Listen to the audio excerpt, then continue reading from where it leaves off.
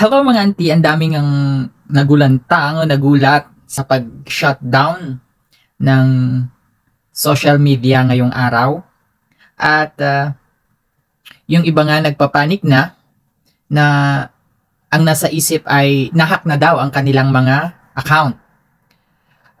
At yung mga hindi mo nakakausap dati, yung mga hindi nagme-message sa'yo, ay biglang nag-message at napatanong sa ibang social media account kung bakit ano daw nangyari at biglang nag-down ang ating Facebook. Ako naman, hindi ko naman siya naramdaman mga auntie, no? Hindi ko siya naramdaman kasi nga tulog ako.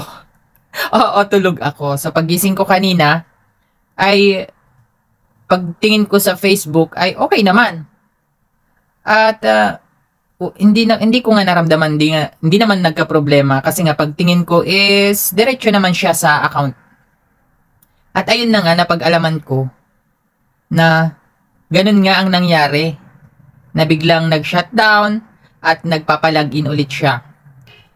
Yung iba nga sabi ba't ayaw daw mag-login. Ayan, hindi daw siya makalagin sa kanyang account. Pero sa akin, pwede naman. Hindi naman siya nag-log out. Ayun. Yun ang experience ko. Sa kanila nga, nag-login siya, nag-session expired. Pero yung akin, yung account ko hindi naman siya nag-log out. Siguro kanina, pag-update ko, kasi nga wala din akong connection. Kanina, pagtingin ko, ang daming ang nagre-react, bakit daw kinabahan daw sila. Ayan, yung iba nag-recover daw, na akala nga nahack na yung kanilang mga accounts. Ayun. Ganon ang eksena kanina. Wala lang.